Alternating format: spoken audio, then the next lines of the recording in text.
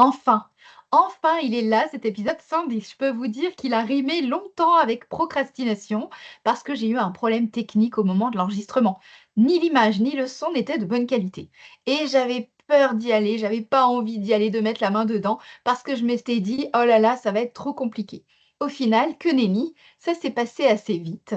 Il a simplement fallu que je retravaille et ça, pour le coup, le logiciel de montage que j'utilise, CapCut pour ne pas le citer, est extra. Il m'a permis de récupérer les choses.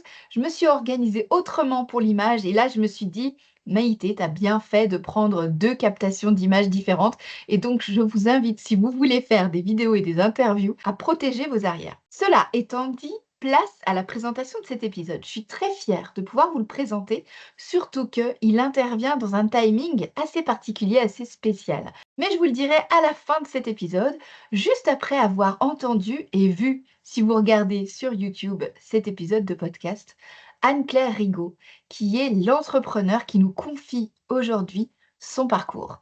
Elle a créé à Lyon une boutique devenue incontournable dans le monde de la gourmandise. Elle a en effet créé Violette et Berlingot, qui est une boutique de bonbons. Disponible aussi sur Internet, cette boutique n'existe qu'au passage de l'Argue, le lieu de la boutique historique en plein cœur de Lyon, et également depuis peu dans les très prestigieuses Halles de Lyon. Je vous ai mis le catalogue si jamais ça vous intéresse d'aller voir un petit peu ce que proposent Violette et Berlingot.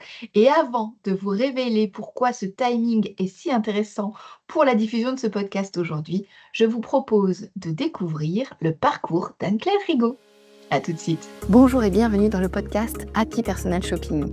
Je suis Maïté Despréaux, bulle de mode, mentor business spécialisée dans l'accompagnement des conseillères en images et personal shoppers débutantes. Forte de plus de 15 ans d'expérience comme personal shopper, j'ai le plaisir de vous guider pour vous lancer dans cette activité passion. Dans ce podcast, nous aborderons 4 grandes thématiques pour vous aider à démarrer et à exercer sereinement. Première, la stratégie et l'organisation. Des conseils pratiques pour développer votre activité tout en préservant du temps pour vous. Deuxième, l'état d'esprit entrepreneurial. Je vous donnerai les clés indispensables pour bâtir une entreprise solide et durable. Troisième thématique, le savoir-faire métier. Tout ce qu'il faut maîtriser pour asseoir votre expertise et devenir une véritable professionnelle. Et enfin, les inspirations, des idées en matière de business et de style pour nourrir votre créativité, enrichir vos connaissances et mieux accompagner vos clients. Si tout cela vous plaît, alors commençons tout de suite avec l'épisode du jour. Bonjour à toutes et bienvenue, je suis ravie de vous accueillir pour ce nouvel épisode du podcast Happy Personal Shopping et comme vous pouvez le voir aujourd'hui, le décor est différent parce que j'ai le plaisir de me retrouver dans la boutique d'Anne-Claire qui est la boutique Violette et Berlingot et vous pouvez le voir autour de moi, il y a énormément de gourmandises, c'est bien simple, on a envie de tout goûter.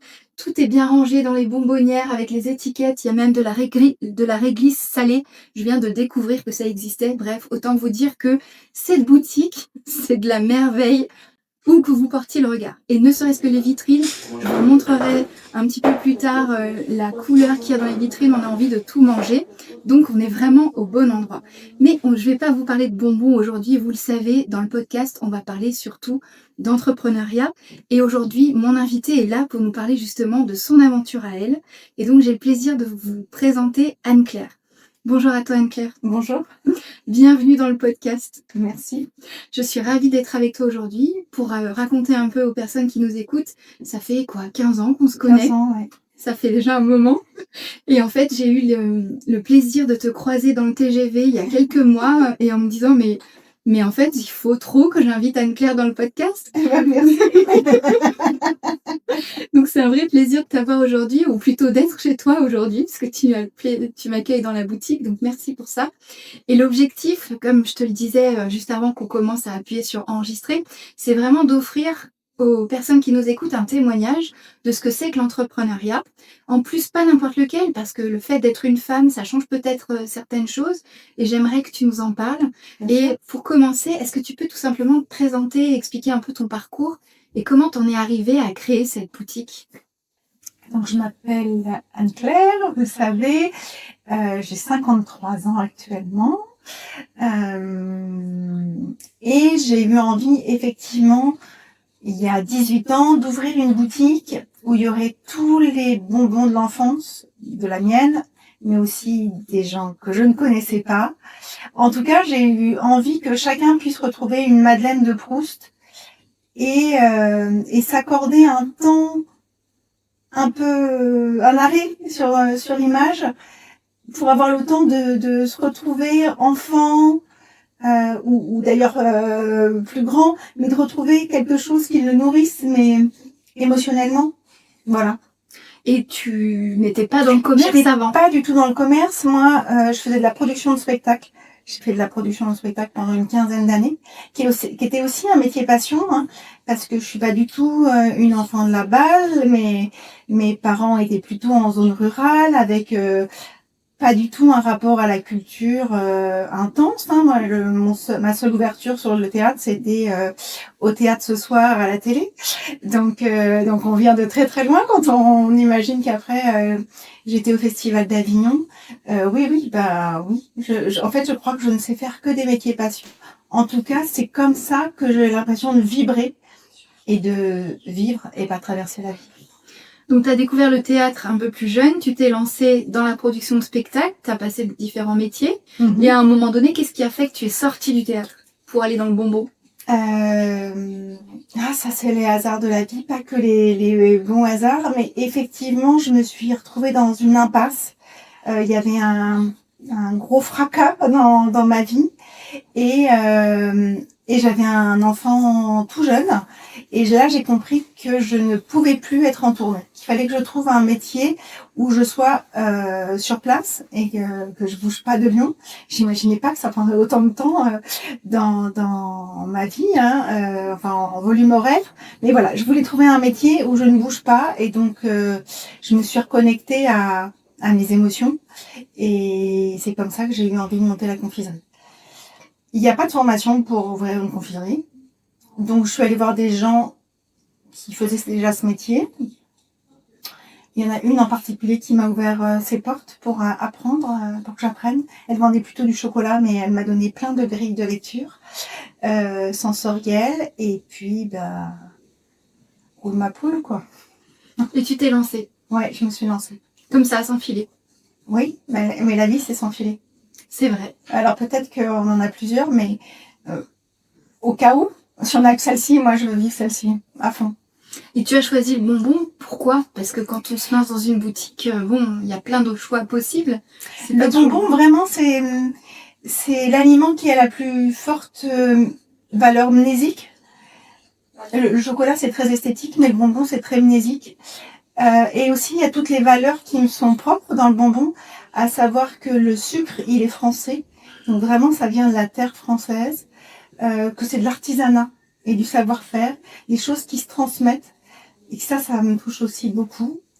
Et après, qu'est-ce que j'aime voir les grands enfants, même ceux de plus de 80 ans, qui d'un seul coup ont 5 ans.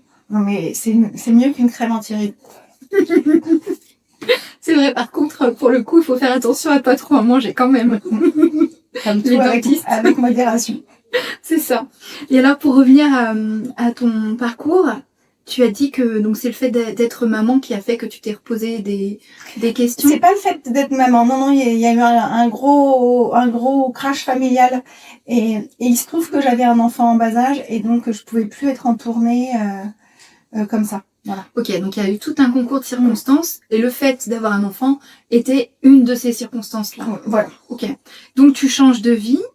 Est-ce qu'on peut dire à un moment donné, tu t'es quand même posé des questions et tu t'es dit, est-ce que c'est vraiment une bonne idée ce que je fais? Est-ce que tu as eu des doutes? Je me suis dit que j'y arriverais pas. La banque doutait beaucoup parce qu'il n'y avait pas de business model qui ressemblait au mien. Mais j'ai quand même continué. Je crois que j'ai mis toutes mes économies, mais c'est plus que toutes mes économies, c'est vraiment tous les fonds de tiroir dans la balance et j'y suis allée.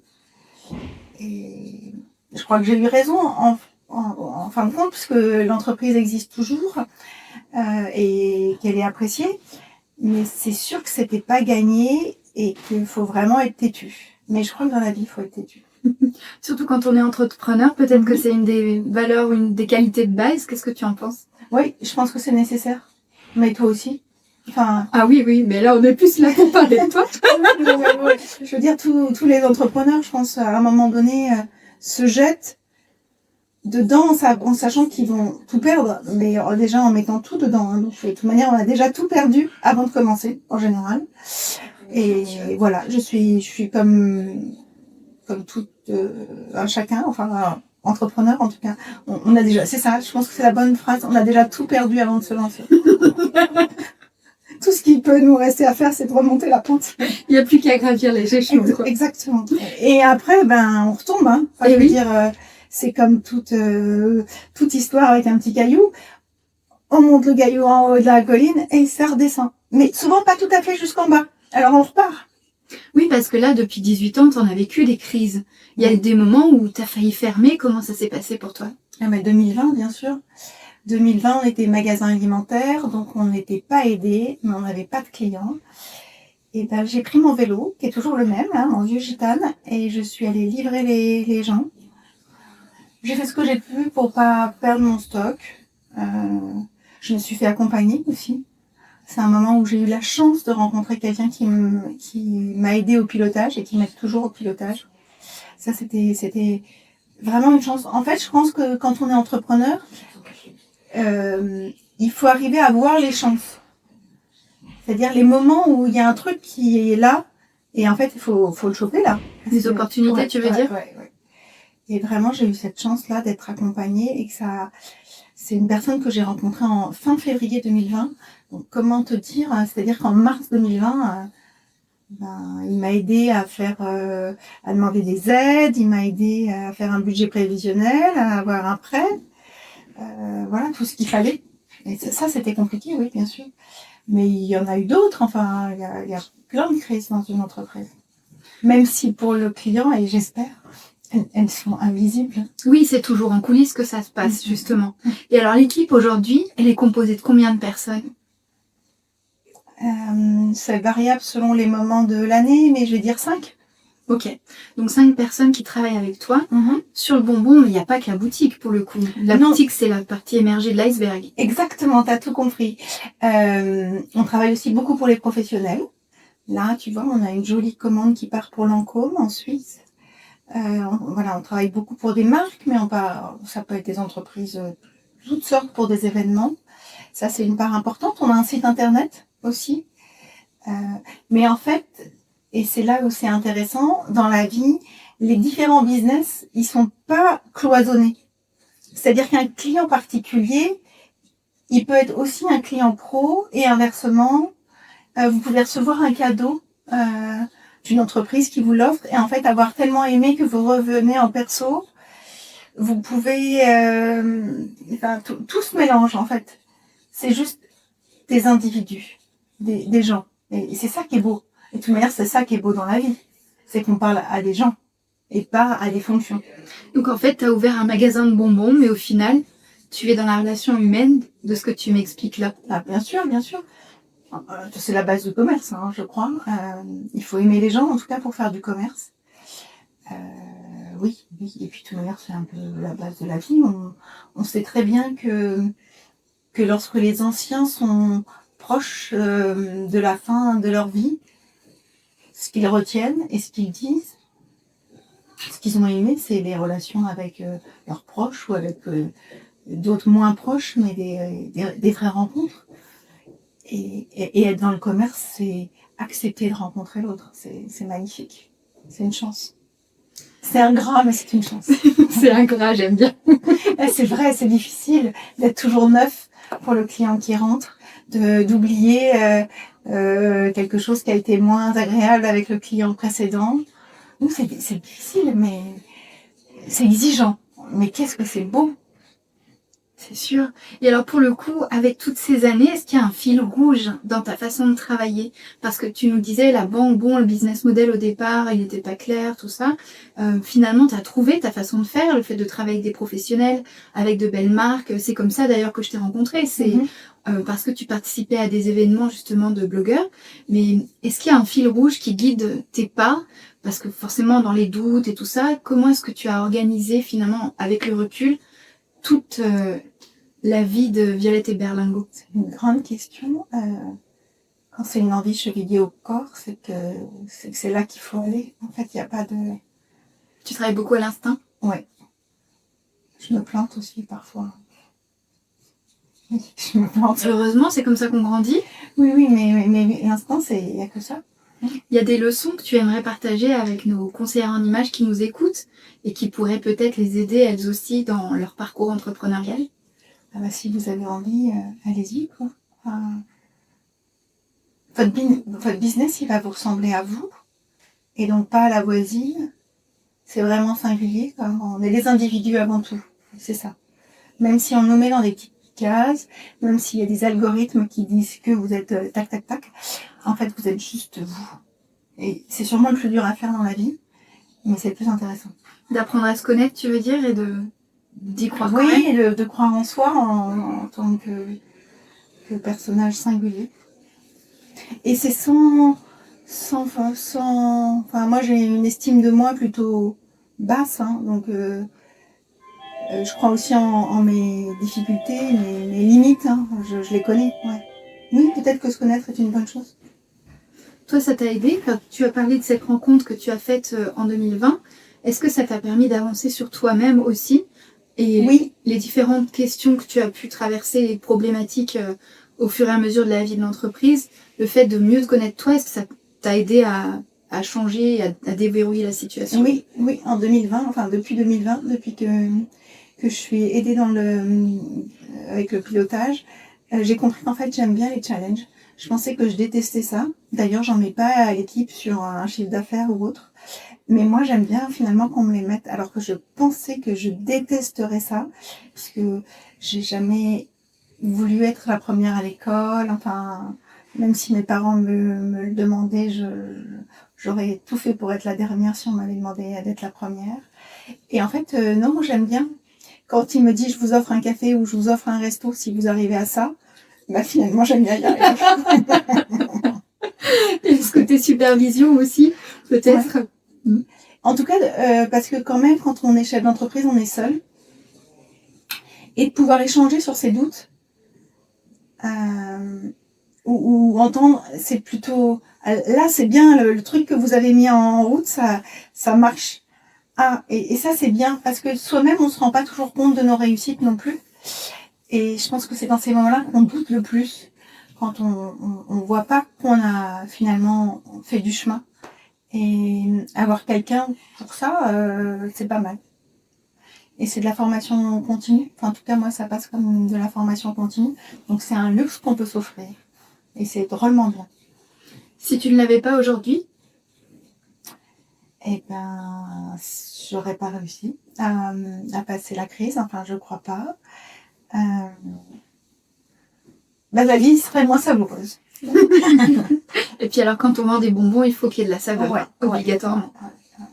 Alors on en parlait un petit peu en introduction, est-ce que le fait d'être une femme, ça a changé quelque chose pour toi par rapport à ce que tu peux voir, les personnes que tu peux côtoyer?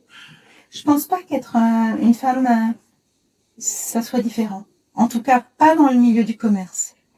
Il y a peut-être des domaines, dans l'artisanat, je pense quand tu travailles dans le bâtiment, dans un secteur que je connais bien comme l'agriculture, être une femme, je pense que c'est quand même se heurter parfois à des lourdeurs, ou en tout cas des freins. Dans le commerce, non. Mais de toute manière, vous là-dessus, j'ai pas une vision très genrée des choses. Je suis entrepreneur. Ok. On ne sait pas si on fait re à la fin ou juste mais je suis entrepreneur. J'aime bien parce que je me pose tout le temps la question du est-ce que c'est entrepreneuse que je trouve atroce. Ouais. Donc je suis d'accord avec toi, le côté entrepreneur, au moins on ne sait pas s'il y a un E à la fin ou pas. C'est ça, on y va quoi en fait. On y va. On est dans le bateau. Tu parlais du fait que ça a révélé ton goût pour les challenges. Mmh.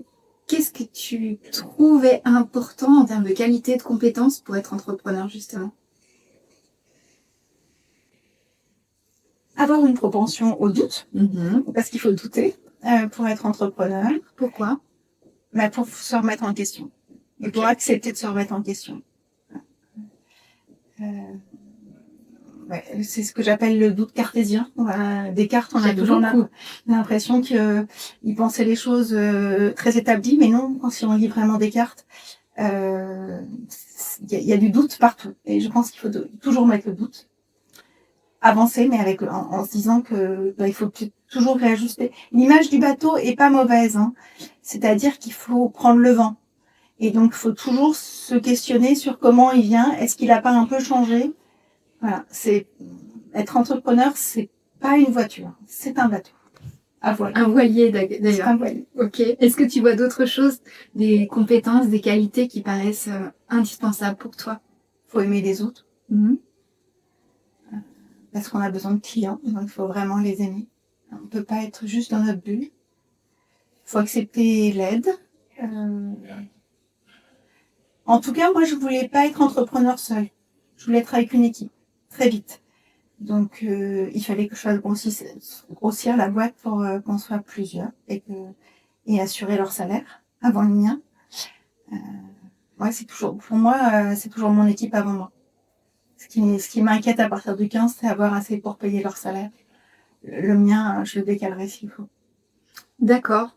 Et alors justement, par rapport à cet impératif que tu te fixes là pour ton équipe ou par rapport au reste, en termes de charge mentale, comment ça se passe pour toi? Et ben, je dors pas bien. La charge mentale, bah oui, ça me réveille la nuit. Oui. Mais à partir du moment où on décide d'avoir un voilier, on décide de dormir par petites tranches, non? J'aime bien ta métaphore pour le coup. T'es le voyageur en solitaire, comme les dauphins, tu ne dors que d'un bout de cerveau, quoi. C'est ça. C'est fatigant. Oui. C'est fatigant et là, on se retrouve à la veille de mes vacances, c'est vraiment le cas de le dire. Je sais bien que je suis épuisée, que je suis une Kalachnikov au travail, que je réponds de manière péremptoire, etc. Je suis épuisée, oui. Là, le capitaine, il a besoin de Prendre le quart. Ouais, de prendre le quart. Merci à mon équipe d'assurer la semaine prochaine. Ça, c'est chouette. Oui. Alors, merci encore de prendre le temps pour ça. Et justement, par rapport à ça, tu parles de bonbons. Le bonbon, c'est quelque chose qu'on connaît tous par rapport à notre enfance. Je connais peu de gens qui aiment pas les bonbons, honnêtement. Ce lien avec la transmission, est-ce que tu le vis toi aussi dans l'entrepreneuriat ou pas du tout? Eh ben oui, un moment, enfin, j'ai aussi créé l'entreprise pour la transmettre à un moment donné. Voilà. Oui, moi j'ai envie que le projet Violette et Berlingot, il vive après moi.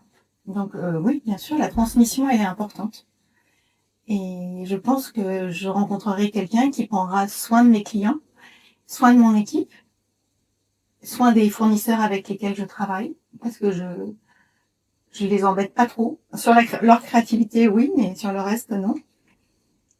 Oui, mais je suis sûre que cette personne existe. Parce que tu commences déjà à y penser? Bah oui, ça me semble normal. Oui, Ok, oui. très bien. En fait, peut-être que quand on crée, il faut aussi penser à transmettre. Parce que tu sais, nous ne sommes que passage ici. Et alors justement, quand on parle de passage, en termes d'ADN, le côté charge émotionnelle, t'en as parlé, c'est un produit mnésique, le bonbon. Dans quelle mesure ce que tu as créé aujourd'hui, on voit ton portrait dans la boutique, j'ai pris une photo que je vous montrerai aussi les personnes qui nous écoutent. Dans quelle mesure Violette et Berlingot, c'est Anne-Claire? Ah, ça, je m'en rends pas compte. Ça, je m'en rends pas compte et j'y réfléchis quand je pense au moment où, enfin, parce que tu viens d'en parler, de la transmission. Moi, j'ai pas l'impression que c'est moi. Si, je vous dirais que c'est moi parce que il y a une toile de jouet revisitée, des petits pois partout, des trucs bien vintage et que moi, je suis à l'intérieur, je suis d'un autre temps. D'ailleurs, tu as fait un magnifique shooting il y a quelques semaines, que je mettrai quelques photos aussi parce qu'il était très beau et je trouve qu'il t'incarnait bien en fait. Oui. Alors moi, j'ai été élevée par ma grand-mère, donc moi, je suis restée dans l'âge, enfin voilà, j'ai finalement l'âge de ma mère, même un peu plus, hein, parce que ma grand-mère m'a élevée comme elle avait élevé sa fille, avec des blouses pour aller à l'école, enfin des trucs, on n'imagine même pas. J'ai commencé à mettre des cols Claudine grâce à ma grand-mère, hein, donc je suis restée scotchée à cette période-là. C'était quoi la question en fait? Par rapport à Violette, est-ce que Violette, c'est toi? C'est pas que moi, c'est aussi l'équipe. moi, je trouve pas. Enfin, il y a des choses que je décide, mais je vois quand même l'équipe décider des bonbons. Je vois Inès à la com décider d'une image, choisir une image plutôt qu'une autre, prendre une photo. Non, c'est assez collaboratif. Je suis la figure de proue. Mais c'est tout. On reste dans le bateau pour le coup. Exactement, mais je pense qu'on va la filer jusqu'au bout. Tous dans le même bateau. Tous dans le même bateau. Et est-ce que par rapport à ça, le fait que tu sois toi-même dans ton entreprise, en tout cas, tu n'en as pas l'impression, mais dans quelle mesure ça te donne de l'énergie pour ton quotidien? Ah non, mais même les jours où je suis fatiguée, voir l'équipe, voir les clients, imaginer des projets, ça fait tellement de bien. Ah, mais la vie, c'est ça, avoir des projets. Donc oui, je serais à la maison à me morfondre ou à scroller sur mon téléphone, ça serait pas pareil. Donc le fait de venir travailler, finalement, ça te met le sourire aux lèvres. Bah, oui, mais... Ah oui, parce que moi, je vois pas du tout le travail comme un labeur au sens latin du terme. Pour moi, mon travail, et j'espère pour plein de gens, c'est aussi participer. C'est du être ensemble. En fait, travailler, pour moi, c'est du être ensemble. Mais c'est aussi du être ensemble dès que je vais dans mon petit café le matin avant de venir au bureau. Parce que j'ai tous les jours plaisir à les voir. C'est du être ensemble quand j'entends la clé dans la porte et qu'une salariée rentre. Mais bien sûr, c'est du être ensemble, oui.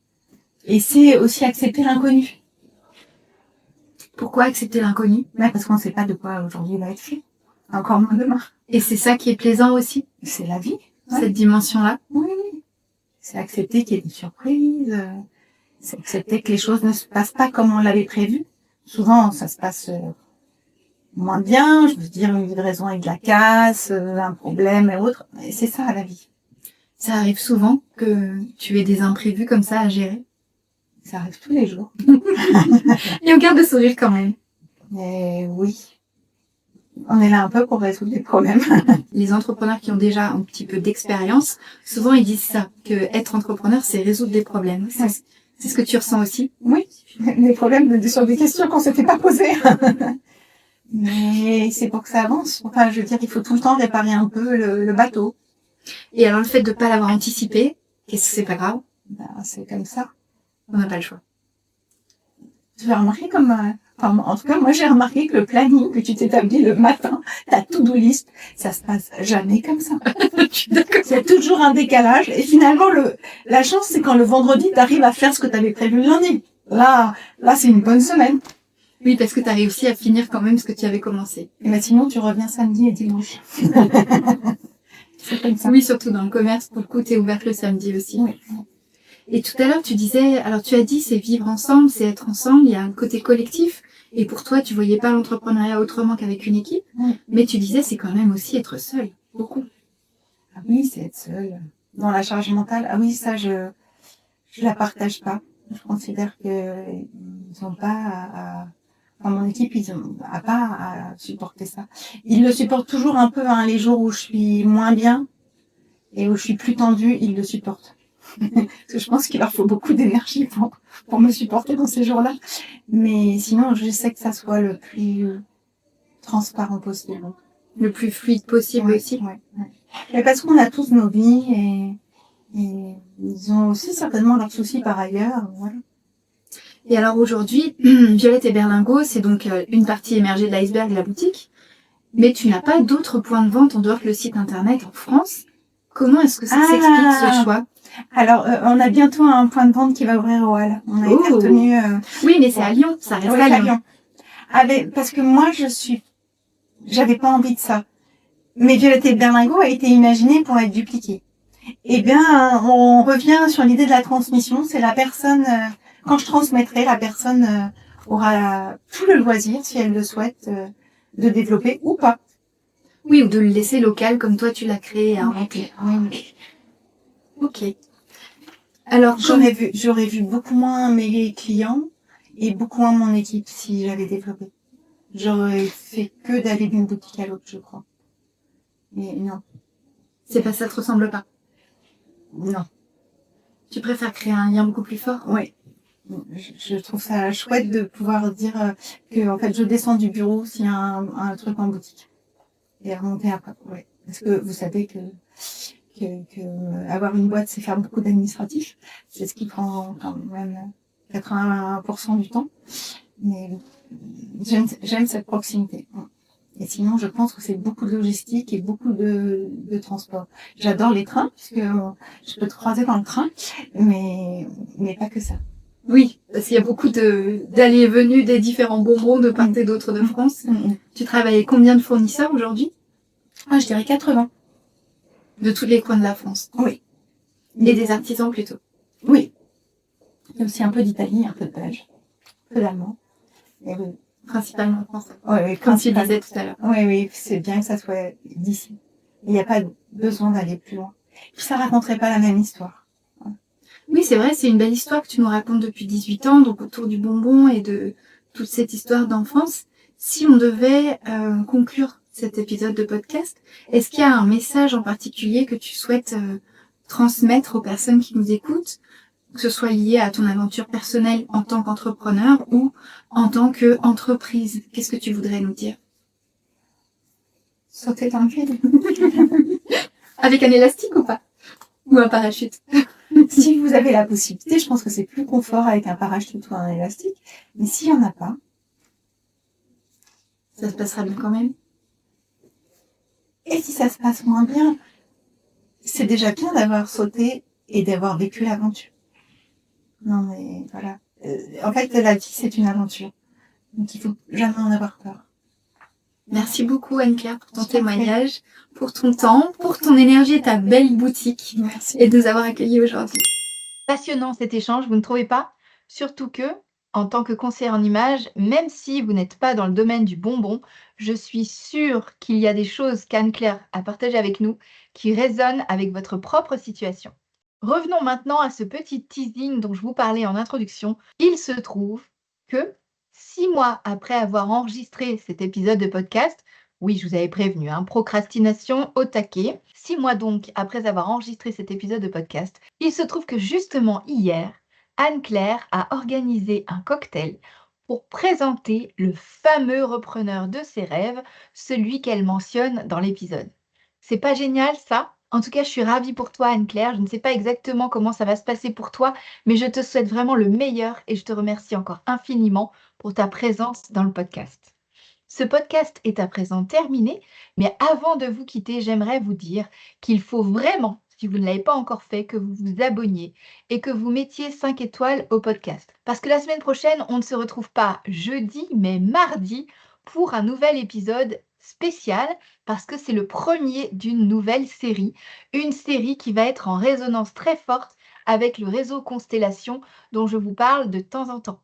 Si vous voulez en savoir plus, il faut vous abonner pour ne pas manquer cet épisode et j'aurai évidemment le plaisir de vous retrouver lors de notre soirée d'anniversaire pour Constellation justement, jeudi prochain 29 janvier à partir de 19h. Si vous n'êtes pas encore inscrite, c'est le moment. Les places sont limitées, alors venez vous inscrire dès maintenant pour profiter de l'ambiance, découvrir le réseau, les astéroïdes qui en font partie et surtout travailler votre visibilité car oui, et je vous le révèle en exclusivité aujourd'hui, le thème de l'année 2026, ce sera « Oser ».